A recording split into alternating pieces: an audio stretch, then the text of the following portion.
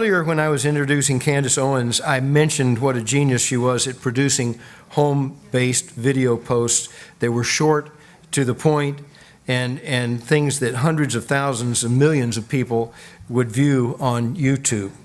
And although he's a few years older than Candace, Dr. Bill Warner has the same sort of talent and produces some really amazing videos in his field, which is the study of Islam.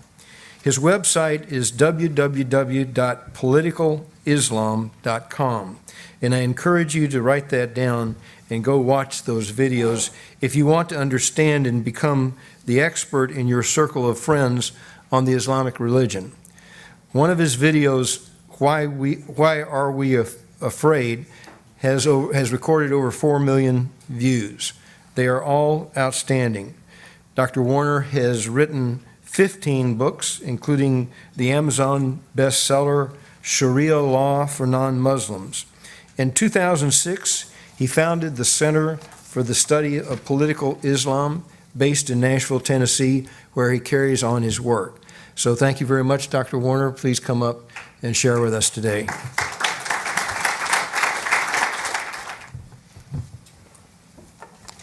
Well, in front of such a group, let me say, I must give you a trigger warning. This is not a safe space. I may be amusing at times, but this is going to be fact-based reasoning you're going to be seeing here, so I'm going to flood you with facts. Hope you don't fall over. All of this started on September 11th, 2001, when I saw the second plane hit the second tower. I said, "It is jihad, Islam is here." Now, the reason I knew this is that unlike most Americans who didn't know much about Islam, I'd started my study of Islam when I was 30 years old, and I'm now 77. So I knew a bit about the subject. I'd read the Quran more than once, read the life of Muhammad, and so that's the reason I was able to say, it is jihad. And I'd like to enlighten you to that degree today. Now, many have been speaking about immigration, but I'm going to speak to you about immigration of a different idea, which is the immigration of Sharia and the power of Islam and its politics. It's said that we're all refugees, or we're all immigrants, and that may be true. Mine came here a long time ago, and some of them were here when the white man got here. So most people, when I think of people migrating, I used to think of just, not politics, pressure from politics that has driven them out of their home country, and the other was economic. But there's another reason for migration within Islam. They may hold those two facts, but there's a third fact as well. First, let me tell you how important migration is. Next slide. Oh, wait a minute, I'm supposed to do that. Let's see this. It works. This is the growth of Islam. Migration is so important that the Islamic calendar is based on it. The flat part of the curve is Muhammad preached the religion of 13 years in Mecca and garnered 150 followers, about 10 a year. He migrated, was driven out of Mecca, but he migrated from Mecca to Medina, where he became a politician and a jihadist, and the curve took off. When he died, every Arab on the peninsula was a Muslim. The reason for determining the calendar is that it was the beginning of political success. That is, all Islamic calendars are based on after the Hajj, after Muhammad migrated, and that's the reason why. Hijrah is Sunnah, S-U-N-N-A, and we'll describe a little more about that a bit later. It's the perfect model of a Muslim's life. Muhammad is the perfect Muslim. There are 89 verses in the Quran which say that every person is to live their life like Muhammad did and to follow his divine example. Now, here's the deal. When Muhammad and his Muslims were welcoming migrants in Medina, here's what happened. 5 years later, there were no Jews left in Medina. Medina was now totally under the rule of Sharia. So this happened after the migration. Now I'm going to talk to you about the second migration. I love facts, and so I sat down and I became attracted to the idea of answering this question. How many battles has Islam fought against the classical civilizations? There are 548 of them that I cataloged. Now you presented yourself with a problem. How do you migrate, or how do you show that many battles? Well, I came up with an idea called a dynamic battle map. What we're going to do is, green is where Islam is, white is a new battle, and then red, it's in history. So here we go. Immediately after Muhammad dies, Islam expanded out of the deserts of Arabia and moved into the Middle East. Every tick of the clock is 20 years, okay? So this is moving at rapid pace. North Africa's gone. The Middle East fell immediately. Now you think of Islam, you think of deserts, you think of camels, but notice what's happening here. We are projecting power across the Mediterranean. Every one of these red dots is a battle, but it also includes another fact. All of these, particularly on the coast of the Mediterranean, involve taking slaves, in particular female slaves, for the sex business back home.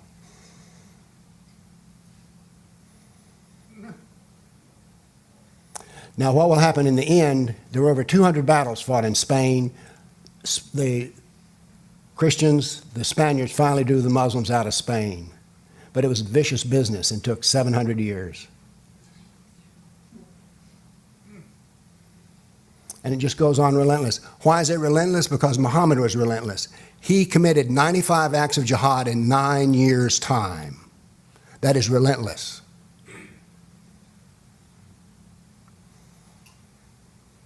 And it just keeps on going. It doesn't stop. All the way up into the Balkans. As you can see here, Turkey has now become Turkey, and it was formerly Christian Anatolia. Now you'll see two white dots that appear off of the coast of Africa soon enough, and these are the two jihads involving America. All the way up to the gates of Vienna.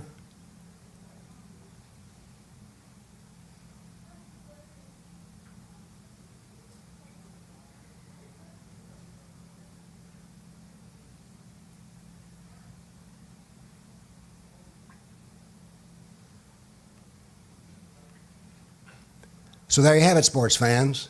The second migration. 548 battles fought over this period of time.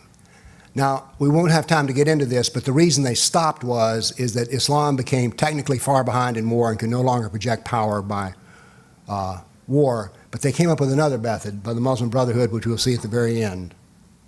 Now then, so what do I care? What happens after Islam enters a civilization? Well, I have a map for that as well. I call this the law of Islamic saturation. The yellow curve is the Christians who lived in Turkey when Islam invaded in 1300. Goes all the way down to 0 today. The blue curve is the rise of Islam. And you'll see why I call it Islamic saturation. That is, it reaches the limit, and then that's it. Let's break this down. The blue curve, which is the one you just saw, the blue curve here is the introduction of Sharia. Then through jihad and Sharia, you drive towards the saturation. Here's what happens in the native culture. Struggle with Sharia, they can submit and become dhimmis. Don't worry, we'll deal with that later. And then finally, there's complete annihilation. Annihilation is the pattern. It's not the exception.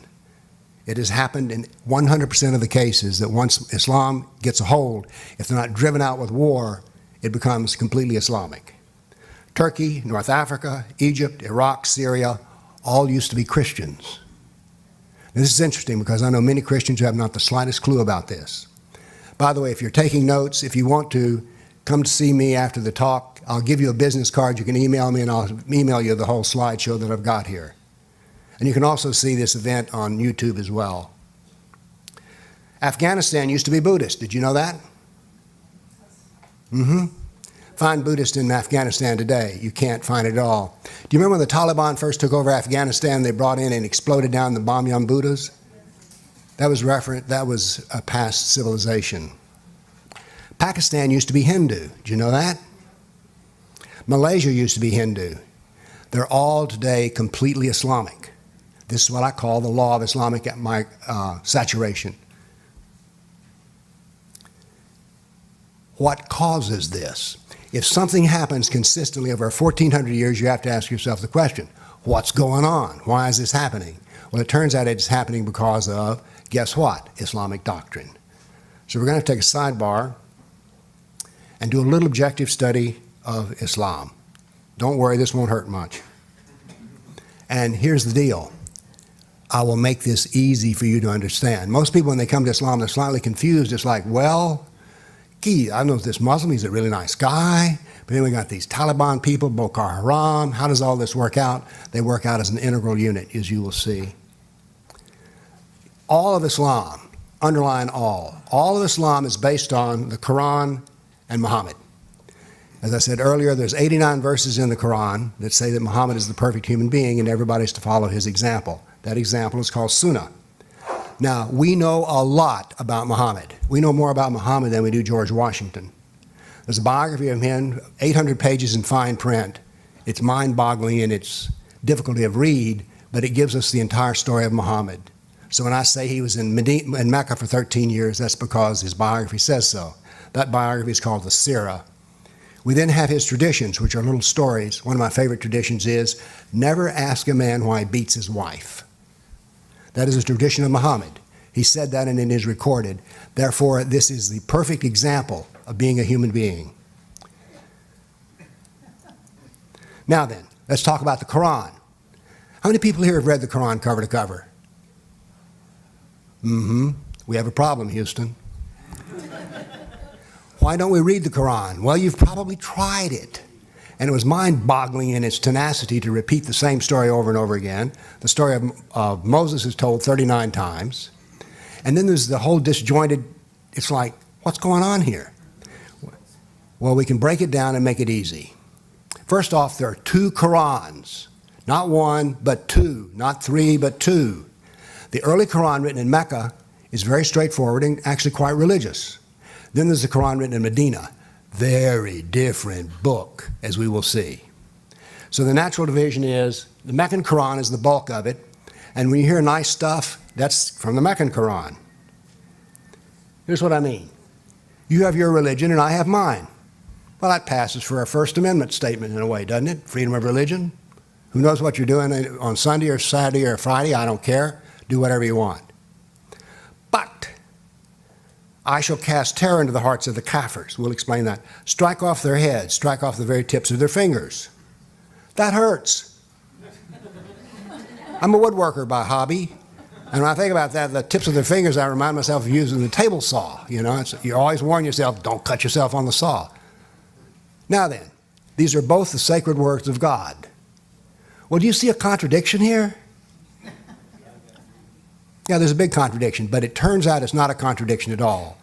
But when you're trying to read the Quran, your mind goes, what are we doing here? So we're going to make that straight. Whoops, that didn't go click. Hello? Give me a manual advancement. I seem to have turned something off or done something wrong. Okay. Islam is based on not the Quran, but on the Quran, the Sirah, and the Hadith. And here you have a picture of them. The Hadith, that's my working copy. There are 7,000 traditions of Bukhari. How many people here have read all 7,000? Yep, me too. Actually, it's kind of fascinating reading because it's like, what? Like the one about Muhammad said, never ask a man why he beats his wife. You go, what? It's Sunnah. The Sirah is my working copy. It's 800 pages of fine print, very difficult to read. And then we have, lo and behold, the Quran. Now, next slide. Oh, let me point out something here. Now, this may seem obvious. I do not talk about Muslims. I talk about one Muslim. His name is Muhammad. I don't talk about any other Muslims. Southern Poverty Law Center says I'm anti-Muslim. No, I'm not. I'm anti-political Islam. Proud of it. The Islamic doctrine are words on paper. They're books. They're ideas. That is the difference. I discuss ideas. I discuss old text. That's what I do. I don't talk about people. Now this is a, next slide. Now then, if I showed you those pictures of those 3 books, you'd go, you know, the Quran's kind of small. Well, it is small. Islam is 14% about Allah and 86% about Muhammad. This is good news, because if it's this much Allah and this much Muhammad, can you understand a man's life? Of course you can. You can understand his biography? Of course you can. So this means to understand Islam, you don't start with the Quran. You start with Muhammad. You read his biography. Once you read the biography of Muhammad, everything begins to fall into line. Next slide. So, if someone walks up to you in the street and says, "What is Islam?" Here's your answer. Islam is the doctrine found in the Quran, the Surah, and the Hadith. Islam is Muhammad and Allah. So there you have it. Turns out to be a simple solution. Next slide. Now then, I'm now going to make this whole trip. Your trip to Washington is going to be worth it, the cost of it, in about 60 more seconds. I'm going to explain to you why Islam is so confusing and why it is the heart of the matter and the thing you have to understand. Here we go. We have peaceful Muslims and jihadists. We have two different kinds of Islam and two different kinds of Muslims. Let's go through this. Next slide. I've already talked to you about the two Qurans. You have your religion, I have mine. Mecca, Medina, they contradict each other, and that's their nature. There is no resolution to this contradiction. In the past, scholars have tried to say, well, you know, how does this all fit together? But they try to fit it together. Well, it does fit, but not in the way you're expecting. Now then, next slide. Amount of the trilogy is Quran, Surah, Hadith. Amount of the trilogy text devoted to jihad. There is no jihad in the Meccan Quran. But the Quran in Medina, 24% of it is about jihad. It's not a verse or two. It is a systemic doctrine. It's not some quirk that Muhammad had a bad day and some people died. It is a systemic policy. The Surah devotes 2/3 of its pages to jihad. 2/3. The Hadith devotes 21% to jihad. So the total of Quran, Surah, Hadith is nearly 1/3 of it is devoted to jihad. It is a systemic doctrine. It's not some quirky thing of some wacko Muslim down at the mosque. Now then, let's go to the next slide. One of the things that strikes you when you read the Quran is its viciously Jew hatred, but it's also very much on the side of the Jews. And so you figure, wait a minute, which is this? Well, you see, the reason is this. When Muhammad was preaching his new doctrine, he pointed to the Jews and saying, I'm in their lineage of prophets. Gabriel talked to their prophets, and they're talking to me. So therefore, he was the caboose on the Jewish train. When he went to Medina, there were no Jews in Mecca. When he went to Medina, they looked at him and said, no, you're not a prophet. Bad decision. 5 years later, they were all gone. But the point is, the Sirah has 12% of it devoted to Jew hatred. The Hadith has nearly 9%. The total trilogy has over 9% devoted to Jew hatred. And I use the gold standard to measure this by, how many people read Mein Kampf cover to cover? I took and read it and marked all the Jew hatred passages, and of them, 7% were devoted to Jew hatred. And not nearly as vicious as what's in the Quran, Surah, Hadith. Next slide. We have two Muhammads, the peaceful religious man and the jihadist warlord. Now, how do we fit all this together? Next slide. We don't try to fit them together. We accept them and just say, it is what it is. I'm a scientist, and by training, when you study matter in the 20th, it has been asked, answer to the question is reality material or energy? And the answer is yes. An electron's energy, and an electron has material properties. Islam is the same way. It is very peaceful, and it's very warlike. But those don't fit together. That is Islam. That's dualism. Next slide. So therefore, we meet different kinds of Muslims. Very nice, very pious, very peaceful, nice guys. But he also has a brother over here who follows the Quran in Medina, and he's not so nice. Okay, let's go back to the law of Islamic saturation. Next slide. Why does this happen? Well, I'm getting ready to explain that to you. The little detour was to explain to you that there is a doctrine of Islam.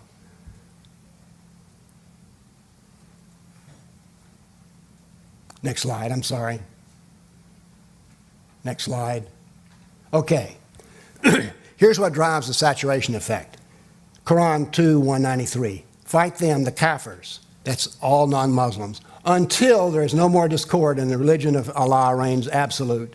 But if they submit, only fight those who do wrong. Those who do wrong are those who oppose the Sharia.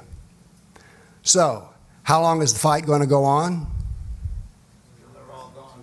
Till we're all gone. This has nothing to do with foreign policy out of the State Department, has nothing to do with the United States, has nothing to do with anything else. It sets on its own bottom. This is the nature of Islam. This, by the way, the next slide. This is a hadith. I have been ordered to wage war against mankind until they accept there is no God but Allah and they believe I am His prophet. So how long is it going to go on? Yeah, till we're all Muslim. Now then, you'd say, well, that's not going to happen in our world today. It's been working for 1,400 years. We refuse to study it, yet we just say, oh, it's not going to happen here in America. They'll eat some hamburgers and become great citizens. Some of them might do that, but others are going to be obeying this. That's a hadith. Next slide. Now then, over time, the Sharia rules everything. This is simply a historical fact. If you don't believe me, bring to me a case in which Islam has had enough time to be there for a while and it's not becomes 100% Islamic. Some people like to say, well, in Malaysia or Indonesia, it was moderate and everything, but if you go to Malaysia or Indonesia now, it's less and less moderate. What happens is that when a moderate, here's an example. When I was in Kosovo, I was amazed, which is supposedly an Islamic country, that you could get pork on your pizza, drink a beer with it, and buy a ticket to gamble. And I'm like, this is Islam? So I was brought there by someone who said, it was a native, and he said, when these people say they're Muslim, what they mean is their grandfather was a Muslim. They've never been to the mosque. They don't fast during Ramadan, and they get pork on their pizza, and they buy tickets to gamble, and they buy beer to drink it with. I said, oh, cool. I like this kind of Islam, which is not Islam. But they said, don't relax, because there's new mosques in town.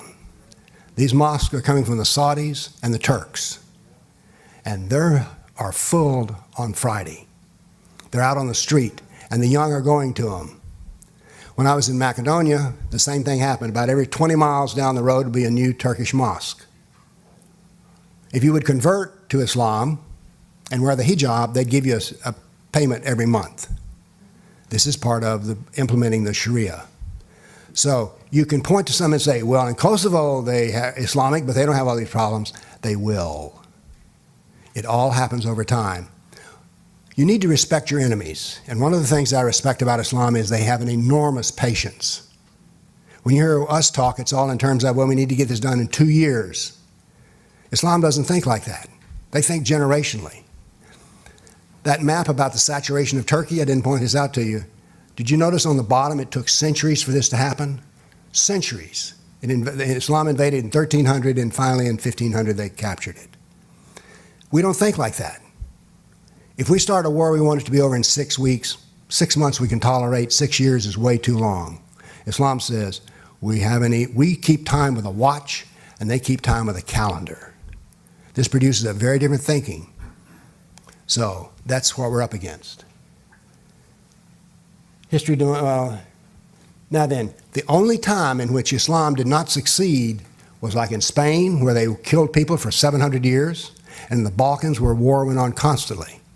I don't like that option, but it's the only way in which it's pushed back. Indeed, I maintain that there's another option which has never been tried, which I'll give you at the end of this talk. Next slide. Islam must dominate. It cannot assimilate. Why? Next slide. You need to know that there is no humanity in the Quran.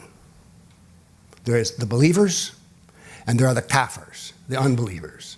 Kafir is the actual Arabic word, and the plural of kafir is not kafirs, but I use that because I'm trying to popularize the use of the term, and English plural would have an S on the end of it.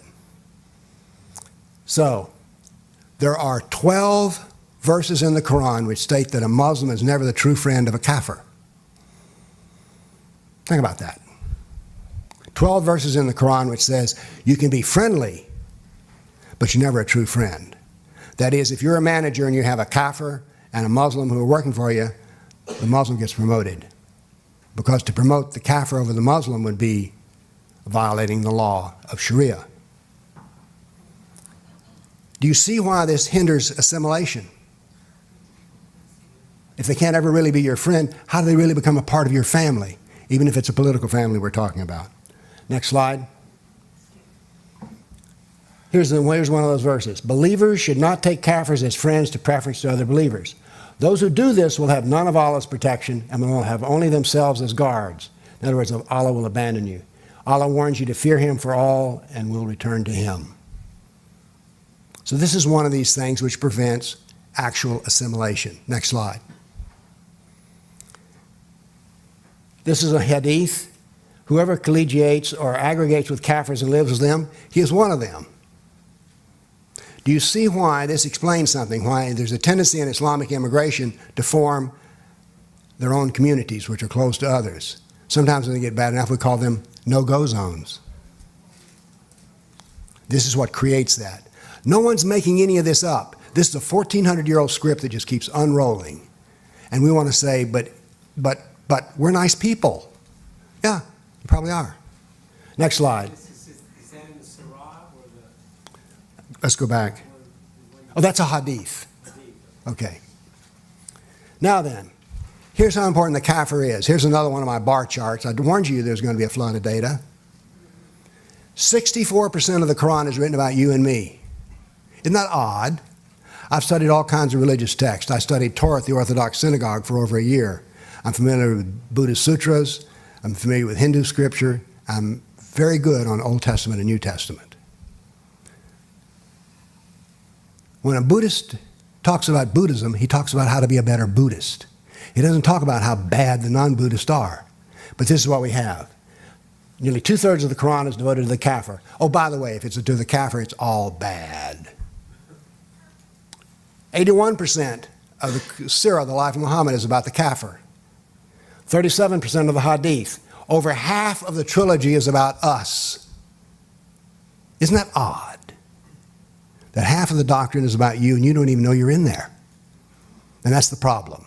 And that's what I try to do, is to explain to people how you are in this book. Next slide. I'm now going to define political Islam for you. Islam is the doctrine found in the Quran, the Surah, and the Hadith. Remember that? Well, part B of that is, what about the kafir? The Islamic doctrine that deals with kafir, I define as political Islam.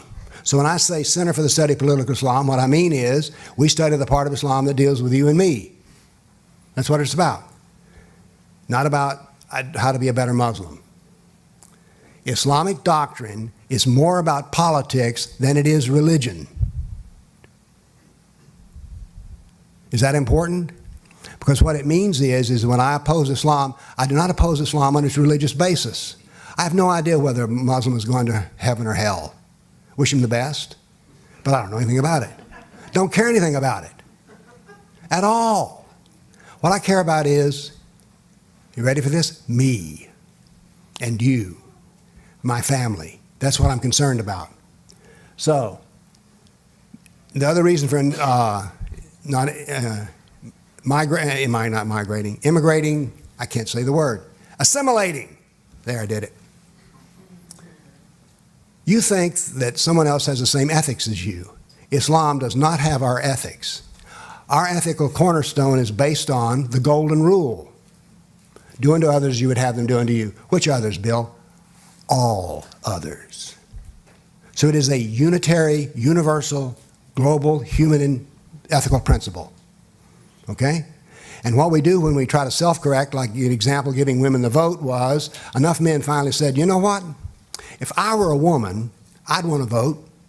And so as a consequence of the golden rule, we change things for the better.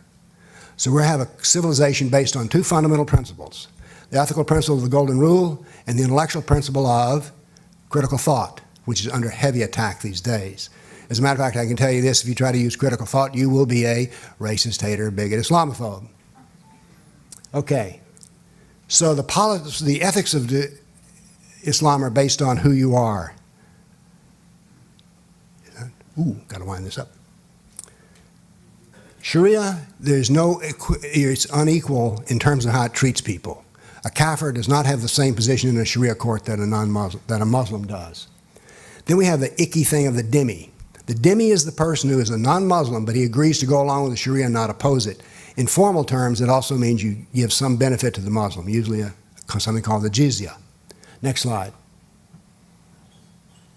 So, here's why they don't assimilate. They have different ethics. The kafirs are hated. Each Muslim has two natures, but in the end, they have to dominate. Next slide.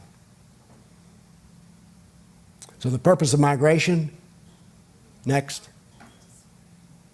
Those believers who migrated and made jihad in the cause of Allah, and those who gave them asylum and help, they're the true believers. They shall have forgiveness and honorable positions. So migration is part of the Islamic jihad. It is what precedes jihad.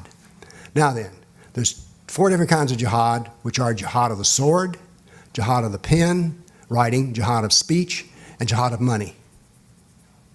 Do you think you've ever seen Islam use money to its own advantage in our world today? Well, yeah. So, my points that I've been making in this talk is that migration is inherently a different process within Islam than it is within other groups. The purpose of Islam over the long haul is to establish the Sharia, and under the Sharia, you and I don't have such a good time. Well, I've made it as brief as I could. I hope I haven't hurt your little brains by packing so much information but I think you need to understand that there is a rational explanation for all of this. It's all clearly laid out, and it ain't what Bill says, it's what Muhammad said and what Allah said. That is what matters, not what I say. Question? And what the Old Testament says. There's 2 reasons for that. First is the language of war in the Old Testament is a description of a historical event. That happened way back when. In Islam, it is the story of a perfect eternal example. Do you see the difference? One is prescriptive and the other is descriptive. Okay? And that is the difference. And besides that, of course, since I heard this enough, I said, well, let's just measure it. So I defined political violence as attacking those outside of your group. That is when Jews fight with Jews. That's civil war. I'm not counting that. It's when they attack the non-Jew. Then I sat down and, of course, I counted up all the times that Islam attacked the kafir. Well, there's 12 times as much language about war in the Islamic doctrine as there is in the Old Testament. So that is my method. I measure and say, yes, there is there, but it's much worse in Islam. They're descriptive, the other is proscriptive. Those are the differences. And by the way, this is a constant and ongoing question. Next question. Yes, sir. See, this is the man who thinks the golden rule works for them. The answer is it doesn't work for them, and they won't do it. So why do we permit it, our government? Because we're wimps. How do we change it? Become men, grow a pair. Kick some butt. There's a passivity amongst us that I simply do not understand. Bill, Kick some butt. Bill, can Now, I I don't mean, ask a question when you finish? yeah. Go ahead. Now, I don't mean physical. At my age of 77, I ain't out there fighting on the sidewalk.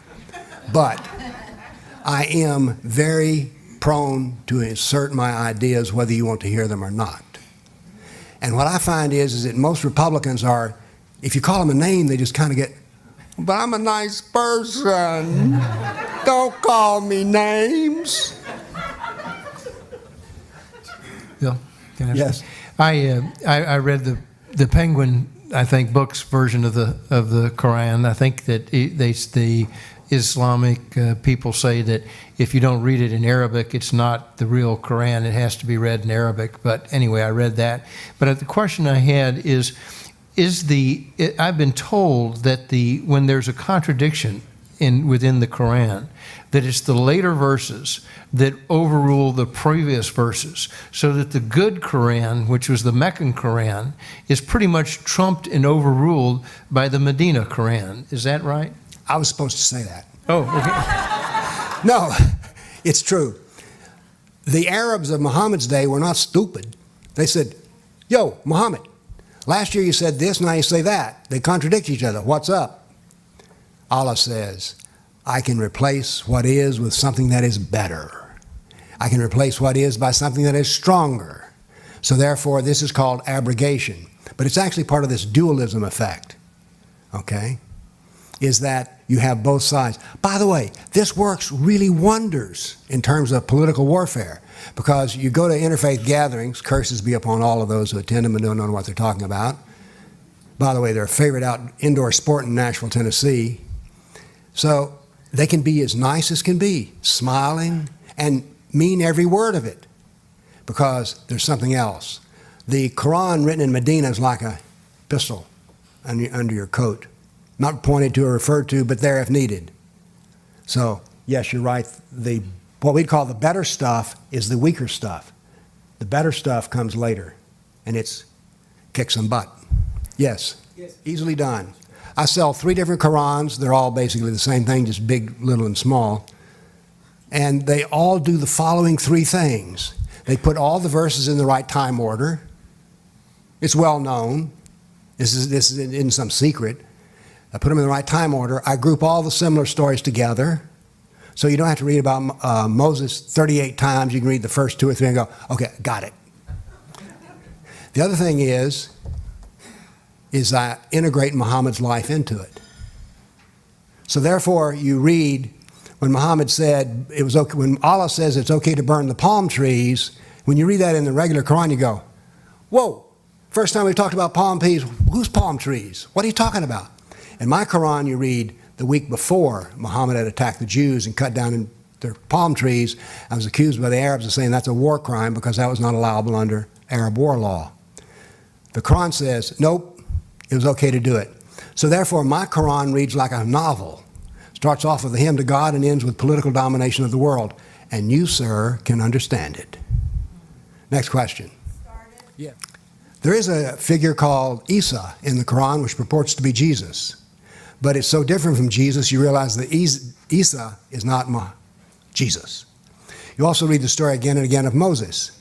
But Moses has a different mission than the Quran. The Moses in the Quran, his point of view to the Pharaoh was, you must confess that I am the prophet of Allah. And if we don't, Allah will destroy your nation. It wasn't let my people go. It's to establish that prophets were to be obeyed. And everything about the Jewish stories, whether it's David or Solomon or Adam, is all adapted to the thing of saying, you got to obey your prophets. Let me be clear about something. There are only 2 new ideas in the Quran. Only 2. The first one is Muhammad is the prophet of Allah. And the second new idea in the Quran is, if you don't believe it, so those are the only 2 new ideas. You get a reworking of the Jewish traditions, but always to the point of view for Muhammad. Yes. What's more important than the justice system is what happens at school boards. Let me give you an example. I have 5 grandkids, and one of them brought home a note from a school near Chicago and says, no more marshmallows and no more gummy bears. How does that relate to Sharia? Because they have pork products in them. Sharia is implementing, so there comes down a universal declaration, no marshmallows and no gummy bears, period. That's the reason when Muslims say, well, the Sharia is just like the Jewish law, I go, no, it's not. The Jewish law says that Jews don't eat bacon. Sharia law says nobody eats bacon. So food, halal food, becomes a method of jihad. Muhammad's greatest genius, and he has no equal in history, was as a warrior. Who dies today for Julius Caesar? Who dies today for Napoleon? Who dies today for Muhammad? Ongoing happened somewhere today. And the reason is Muhammad conceived an entirely new form of war, civilizational war. Everything. Clothing. Have you seen clothing being used as a method of spreading Sharia? Have you? Of course you have. You'll see halal food be used as a method of it. It will be endless, endless, endless. And so what happens is that nice people like yourself go, well, that's not so much. We could give them that. Then they'll be happy. What did the hadith say? Until it all disappears. But you read that and go, oh, they don't mean us. In the back room, yes, sir. Let me say a word about Bernard Lewis as a scholar on Islam. Half of him is pretty good. When Bernard Lewis writes in the Cambridge History of Islam about how Islam invaded the countries, there was no sorrow, there was no suffering, there was no weeping. Islam just happened. That's Bernard Lewis's of the expansion of Islam. Read Raymond Abraham's book, Sword and Scimitar, and you'll discover that there was much weeping and wailing and gnashing of teeth. It was not a passive, small thing. And yes, they are encouraged to live in their ghetto if possible, but if necessary, they can move outside of it for the purpose of jihad. One more question. Oh, you. One of the top 5 questions. It's not a matter of you and me to concern ourselves with because it's an argument about internal politics. The Shia believe that the Imam, the Caliph, should have been Ali. Instead, he was the 4th one. And then there was bad blood and there was a civil war and he got killed. So that's the historical thing. It goes even further back than that. Aisha, who was Muhammad's favorite wife, wrote most of the hadith in Bukhari, which is traditional, and so they love Ali so much and despise her so much that they have their own hadith. But politically, you're a kafir in either set if it works. Well, thank you for your time. I hope that my trigger warning wasn't wasted.